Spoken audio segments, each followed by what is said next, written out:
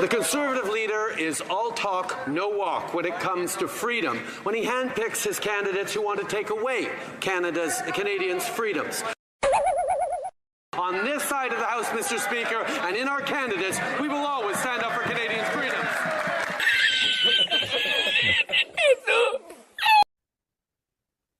Joe Rossonell with the front line with Joe and Joe. Once again, let's go into the breach. Let's watch Mr. Trudeau talk about how free Canadians are. Play the clip. The Conservative leader is all talk, no walk when it comes to freedom, when he handpicks his candidates who want to take away Canadians' freedoms. On this side of the House, Mr. Speaker, and in our candidates, we will always stand up for Canadians' freedoms.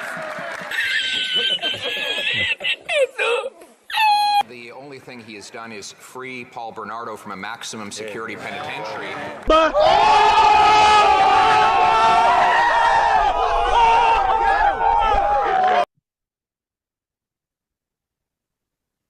I gotta admit, there's some very talented and gifted folks on the internet, and you're listening to one of them right now. Woo-hoo!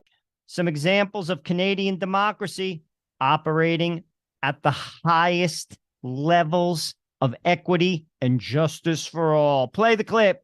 Another Liberal was found to have broken ethics rules this past week. And those people are putting us all at risk. We invoked the act because it was the advice of nonpartisan professional law enforcement. Did you ask the government or representatives for the invocation of the Emergencies Act? No, there was never a question of requesting the Emergency Act. So you never asked for it? No, we actually reached out to various police agencies. And those people are putting us all at risk. Do we have any evidence, Minister, that the ArriveCan app is suppressing cross-border travel and tourism? There is no evidence, Ms. Katrakis. Officials that appeared as to the uptake statistics that the government is seeing for the ArriveCan app. With the contact time that a border officer is spending with a traveler, certainly that has gone up quite substantially, and border infrastructure wasn't designed for those types of wait time.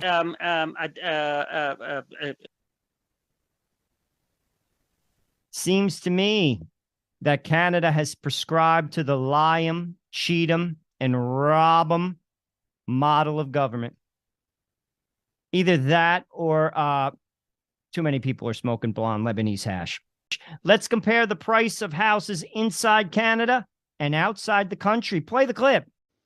Canadian real estate versus private island. First up, it's 2705 East 3rd Avenue, Vancouver, BC, listed for $2,088,000.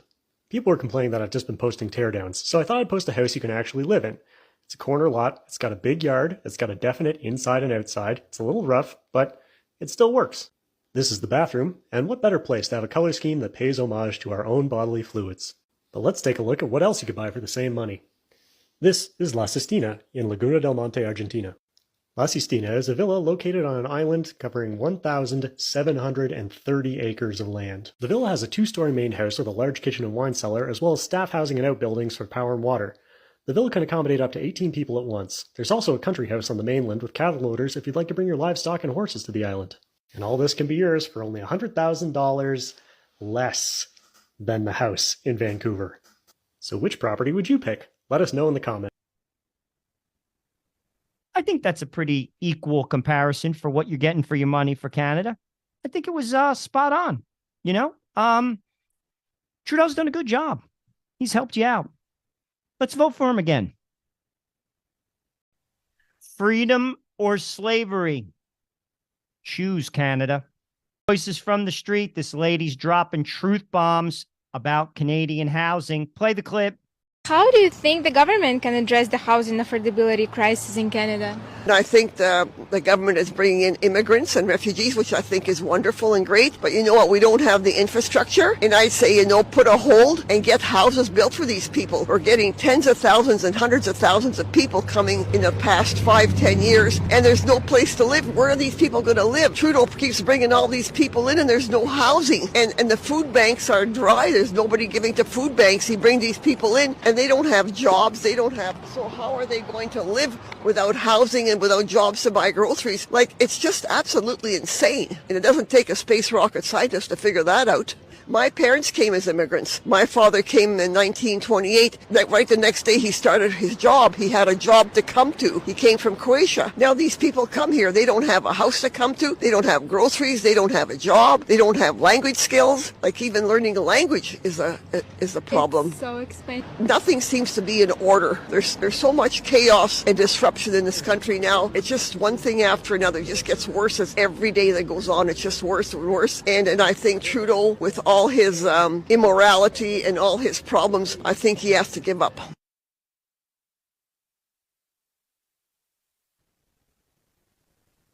Why isn't Trudeau's government listening to this woman? I think she makes some pretty good sense. And there's no hatred in her voice. I don't think she has a chip on her shoulder. She's just telling it like it is. And I'm going to tell you why he's not listening to her, because he doesn't care. Someone say, oh, that's harsh. Oh, what are you talking about? No, his ideology comes before that woman. And guess who else it comes before? You. Trudeau is going full steam ahead. That lady is just in the way. And guess who else is in the way? You. Ottawa is proceeding with their Sustainable Jobs Act. Danielle Smith has something to say about it. This is what she said. Alberta will not recognize, cooperate with, or enforce any attempt to phase out our province's oil and gas industry or its workforce. This is non-negotiable. Couple comments.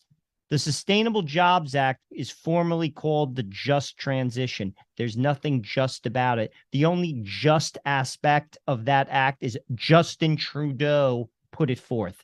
That's point one. Point two, Danielle, seems like you're pushing back. We'll see how you react when Justin comes at you and means business. And he does mean business. He has no plans of stopping. What are you going to do about it? Talk is cheap, Danielle. Let's see what you do. Cards on the table. Trudeau liked the carbon tax so much he created a second one. Play the clip. Mr. Speaker, it seems that the Prime Minister likes the carbon tax so much that he created a second one. Carbon tax 1 is already inflating the price of groceries, so it's going to cost a family of 4 more than $1,000 more for this coming year. Carbon tax 2 is only going to make that worse. Food bank use is already at record highs, with 1 in 5 families already skipping meals. And now, a family farm will face up to $150,000 more in taxes by the time this carbon tax is through. When will this Prime Minister get the facts and stop the tax? Yeah! The Honourable Minister of Sport. We've done what a responsible government does. We've reduced pollution at the same time as we helped Canadians the most in need. That's what a responsible government does. They build the economy of the future while helping industry and Canadians deal with the higher costs, for example, with the grocery rebate. But the Conservatives are acting wholly unresponsibility, not only by voting against the budget with its specific supports for Canadians, but when are they going to be a bit more responsible on behalf of Canadians? Thank you, Mr. Speaker. I feel like we're watching like one of the movies like Rocky or like Star Wars that have like sequels, and like Rocky 1, Rocky 2. It's like the carbon tax one. It's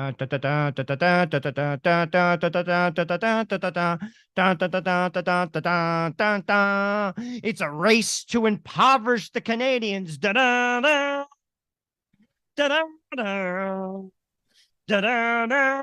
Is there such a thing as a race to net zero? Some people say no. India and China are building more coal-fired generating plants in 1 year than Canada has in its history.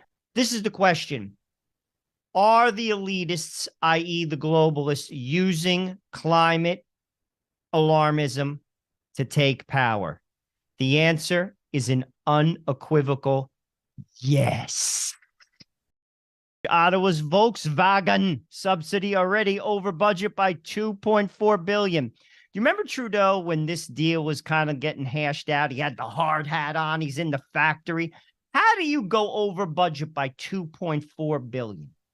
That is a screw up of epic proportions. I can understand being over budget by $200 by $10,000, $2.4 billion. That means this dude had no clue whatsoever with regard to what was going on. He was basically throwing darts blindfolded. $2.4 billion over budget. No wonder why he wore a hard hat. Canada should have a hard hat on. Just to keep you honest, Canada, 5 years ago, St. Greta Thunberg of the perpetual car battery said that the world would end. Just letting you know that it hasn't. She's still the saint of the perpetual car battery, though. She'll be canonized shortly. This is my opinion. I think we need to bring back Don Cherry. Play the clip. Now, I'd like to ask you, with your left-wing Pinko friends, yes, what about the warming trend? Where does that come now? You know all about that. What? Do you really want to get into that? No, I'm just asking you. The Kookaloos are always saying the warming trend, we're freezing to death. We're not totally Kookaloos if you look at some of the things going on in our world, but... Couple comments. Cherry addresses the climate alarmists. I think he did a better job than St. Greta Thunberg of the perpetual car battery. Kudos to Mr. Cherry. He wins that comparison. Secondly, that shirt, tie, and jacket combo is spectacular. Spectacular. The former Minister of National Defense of Canada, that is talking about extraterrestrials. The folks on Twitter are hashtagging UFOs. Play the clip. Yes, it's true that we have been in contact with your government and heads of power. It is also true that we have been It is also true that agreements have been made and kept secret from your people. It is also true that in the past, some of your people have lost their lives or have been badly hurt to protect the secret. Our hands had no part in this. We contacted your leaders because your planet is in grave trouble. Your leaders said the vast majority of your population wasn't ready for anything like us yet. So we made time agreements with your leaders as to when your people would be made aware of our presence. You see, I disagree with the Twitter freaks who are hashtagging UFOs. I think he's talking about the people of Vancouver.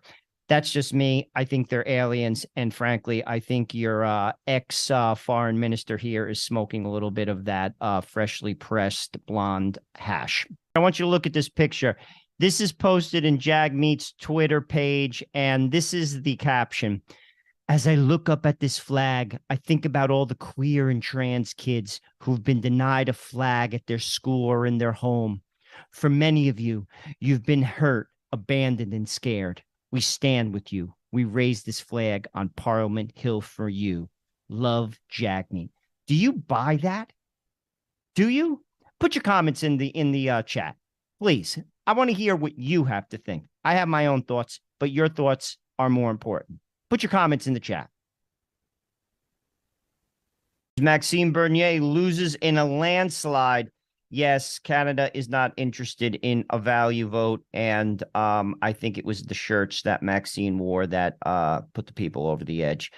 Once again, Canada needs an exorcism. The Hamburglar weighs in. He says if Olivia Chow is elected in Toronto, it will be an unmitigated disaster. Play the clip. Forbid Olivia Chow gets elected, your taxes are going up at an unprecedented rate. Planting fear of a corporate exodus from Toronto. Businesses are terrified, therefore the workers should be terrified. Because we've seen what happens when a mayor, she makes David Miller look like a fiscal conservative, and companies will start fleeing. I'm going to have to agree with the Hamburger here, people. Liberal mayors are destroying cities all over the world, particularly in the U.S. and in Canada. I think the burglar's got something there, even though he's got to wipe a little ketchup off the corner of his chin. I think he's on point. The Indian woman calls out the fake conservatives. She also calls out True North, the independent news source. She says they're no different than the CBC. Play the clip. Okay, so I just wanted to jump on and do a quick little video because today there is by-elections going on across Canada, and I am cheering on all the PPC candidates. Way to go, guys. And what you guys were able to accomplish these last few weeks was to expose how morally corrupt the Conservative Party of Canada is. They can serve absolutely nothing. And what they do, depending on what riding that you're located in, they like to talk on both sides of their mouth. So they're 1 second they're pro-convoy, the next second they're anti-convoy. The other second they're pro-choice, the next second they're pro-life. So it really depends on what riding you're in. They change. It's like the weather. And then we get to expose the independent media outlets here in Canada. We saw you, True North. We saw you, Kian Baxter. We saw the hit pieces that you did on Maxime Bernier, and you're just as bad and spiritually corrupt, just like CBC, Global News, CTV News. We just saw you for what you're worth. I'll tell you what. I like the facial gestures and the hand gestures. Talking out of this side, talking out of this side, talking out of this side, and she's got like a fake car background. If you're talking out of this side, if you're talking out of this side. How you driving? Are you looking straight ahead? I hope so. I came across this clip. It says, list in 4 words your Toronto horror story. Let's play it. Tell a Toronto horror story in 4 words. Shuttle buses en route. $2,000 for shared bedroom. This streetcar is short turning. Injury at track level. Collectors moving very slowly. Never occupied before 2018. Queen Spadina McDonald's bathroom. Leafs Bruins Game 7. Gang of teenage girls. Why are you closed? John Tory is deeply concerned. Blind date Jen Gomeshi. Streetcar seat is wet. Couple comments. I got 4 words. Dougie Ford eats burgers. Notice burgers is plural. Trudeau is the PM. That is a horror story. The burger thing isn't really a horror story. It's just a horrible story because Dougie is just eating too many burgers and he's probably going to explode. Hey Canada, show the country that you stand for freedom with one of these hats from our store. Your purchase supports this channel. Check out the link in the description and order yours now.